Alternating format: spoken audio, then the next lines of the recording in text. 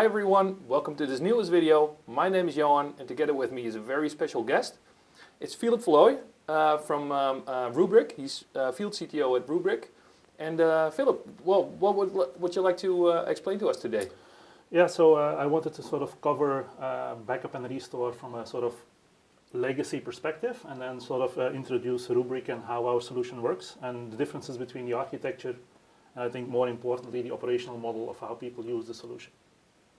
Cool. So if you sort of start looking back with what's historically been considered a backup and recovery solution, it's typically a setup that you have to create yourself. So it's an architecture that consists of multiple point solutions, if you will. So you typically have backup software.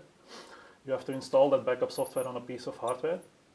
And then you also have multiple other services or solutions that are part of the stack, if you will.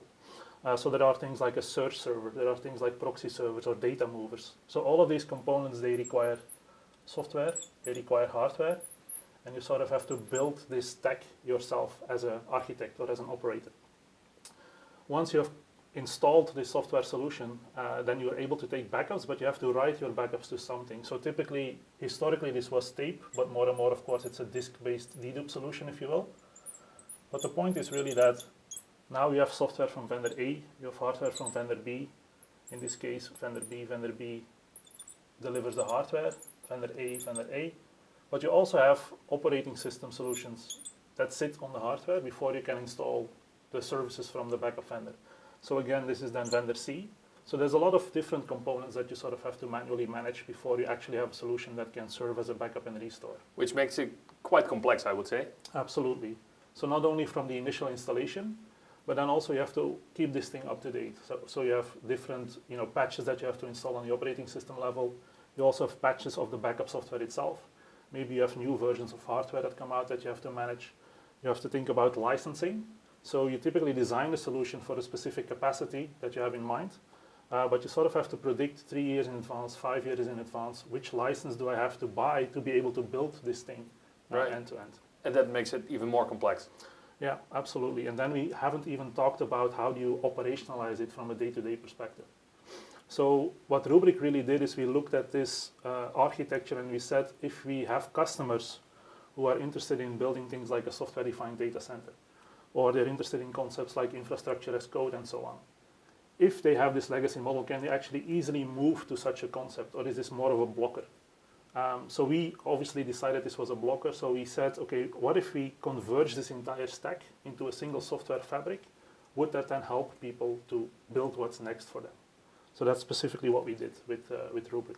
Which totally makes sense from a software-defined data center perspective, because in an SDDC you don't want to carry about the hardware or the operating systems that are running there. You want to focus on what the service does and automating as much within your infrastructure as possible, right? Yeah, absolutely. So it's all about abstracting away complexity. So people who operationalize the system day to day, they shouldn't be worried about what is the actual hardware that sits beneath it, what's the operating system. They just want to use these services as easily as possible. And then especially if you think about people requesting services as an end user, maybe it's developers, maybe it's end users wanting a new virtual machine or something, they can't be bothered with this entire stack that sits behind them. They just want to consume a service. Yeah, and also the thing is that the SDDC in general can deliver any type of service on top of it. So your disaster recovery solution in place should be able to cope with that as well. Right, absolutely, yeah. So the independence of the infrastructure sort of is a very, very important concept. So meaning SDDC can mean one thing today, it can be built on a specific stack today. Maybe tomorrow it's built on something completely different. Right? Maybe you've built, let's say, a historical stack on vSphere and ESXi yourself. Maybe tomorrow you're consuming things like vCloud Foundation, or maybe the day after tomorrow you're consuming things like VMware Cloud on AWS. So the system that you are using to manage and protect that data should be able to be completely independent of the stack you're using that sits underneath. So the first thing that we really needed to do is, again, converge the stack. And there's multiple reasons to converge the stack. There's a cost reason, of course. So converging the stack makes it simpler, which makes it in the end cheaper as well. But converging the stack also gives us then the possibility to present all of the features and functions through a single unified API. So if you want to do SDDC, if you want to do infrastructure as code, it's very, very easy to consume all features and functions from a single API endpoint, really. Right. So the first thing that we did is we looked at the stack, and then we created a new software fabric. The software fabric can run on hardware, so we have to be able to deliver the software fabric to the customer at some point. So we typically deliver our own hardware or OEM hardware, or we can do a virtual appliance for remote offices, branch offices. We can do a software-only solution for public cloud infrastructures. Right. But typically what we did is we sort of looked at what the web scale vendors were building for their specific infrastructures, and we tried to bring that into the enterprise. So specifically what we mean by that is we have built a completely distributed stack without any single point of failure. So what we do is we have this 2U appliance, and inside of this 2U appliance we have 4 discrete servers, so 4 SLED servers with a shared nothing infrastructure really. And on these servers we run all of these services.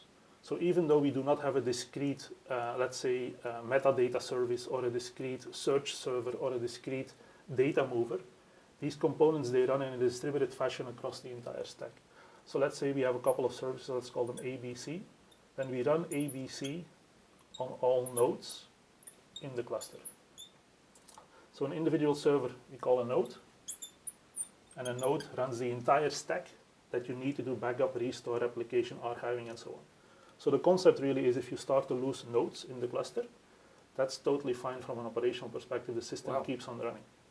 So this concept is something that we took from people like Google and Facebook and so on. So they have massive data centers.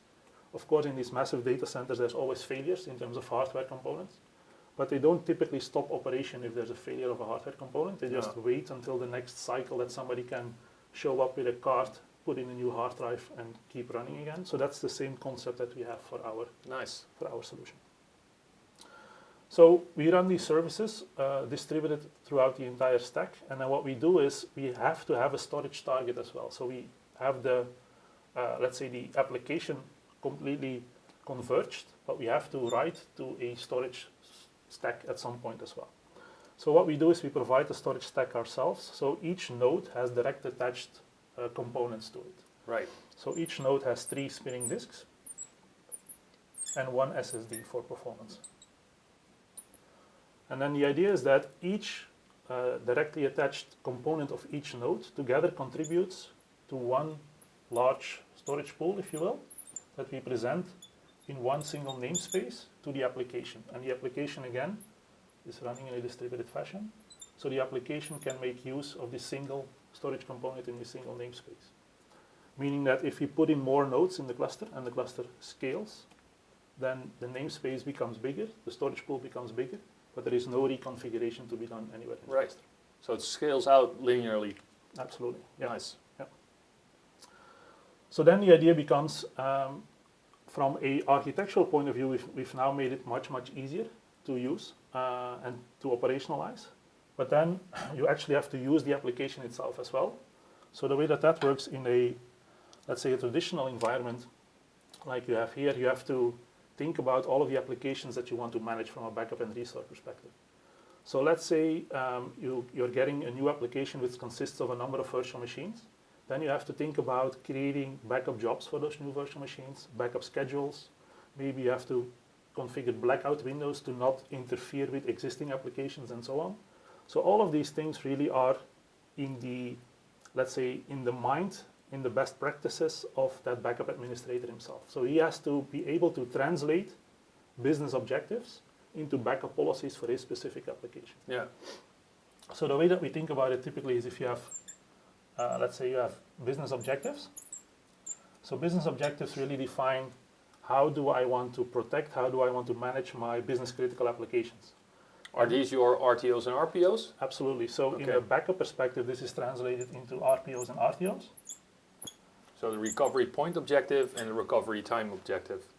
Yeah, and then also in our world, we also add additional things to this business objective. So you can also say how many copies of the data do I want, on which location can this data be stored, right? Does it need to be encrypted, where can it go? So those things are part of that as well.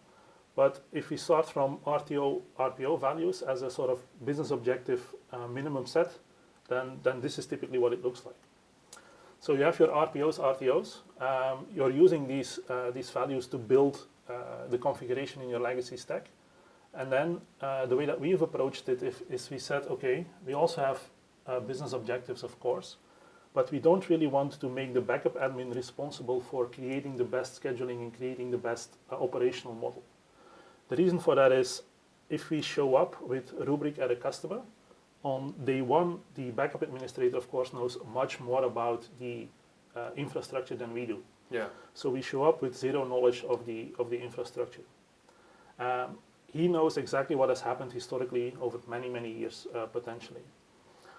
So our model really is based on taking these business objectives and translating them into what we call policies or SLAs. And then the system, meaning Rubrik itself, over time will figure out how to best adhere to those policies that the business objectives have set for us. Right. So over time, the system really starts to learn how many objects does it need to protect, how long does it typically take to protect virtual machines versus its physical objects, versus its SaaS applications and so on, all coming together on this software fabric. And then the system can decide based on internal algorithms how to best schedule these operations. That's cool. So we take these concepts, we translate them into SLAs. These SLAs are then presented to Rubrik Cloud Data Management, which is our solution. And then there are internal algorithms who figure out how to best translate that into a schedule. And then this happens completely behind the cover. So the backup admin really doesn't see this happening.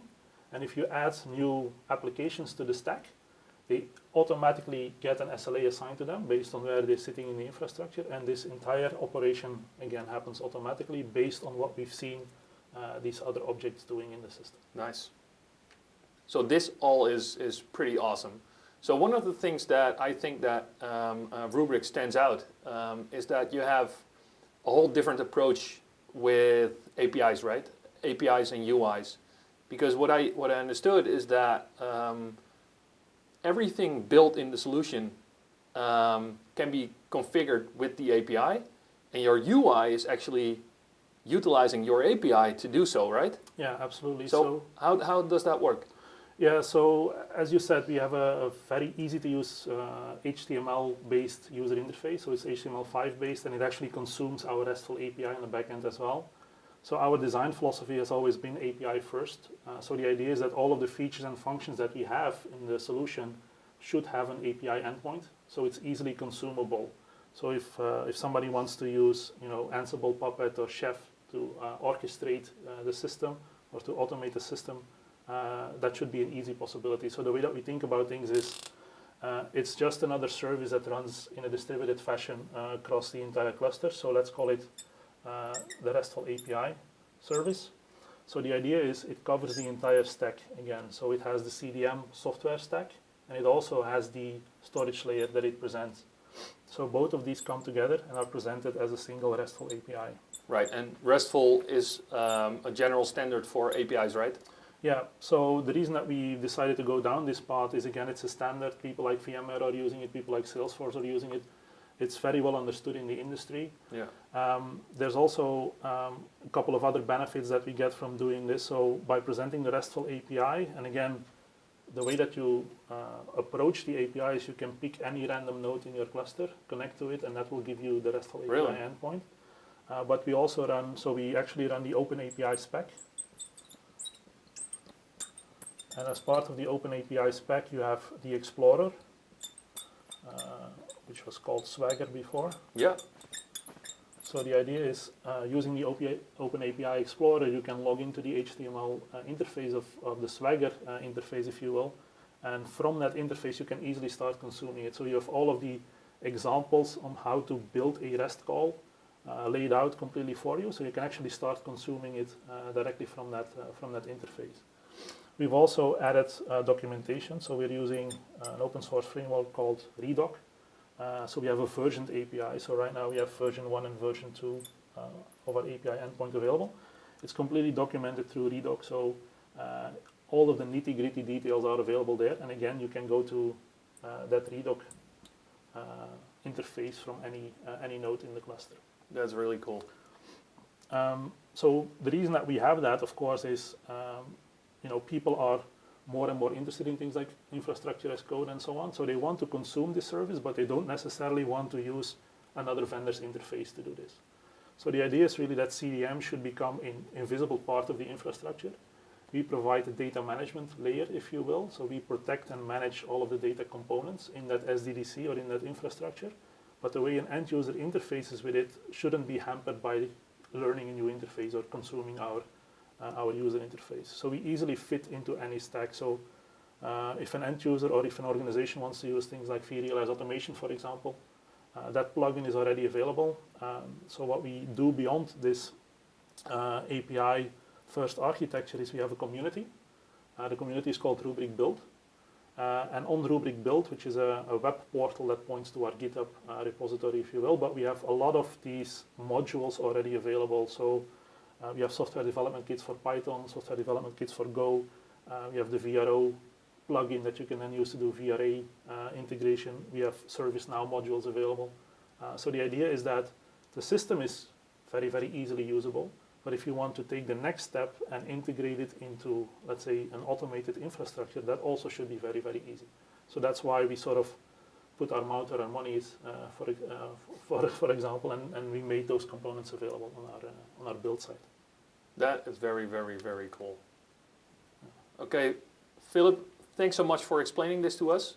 So in the next video, we'll be talking about the integration between Rubrik and VMware technologies.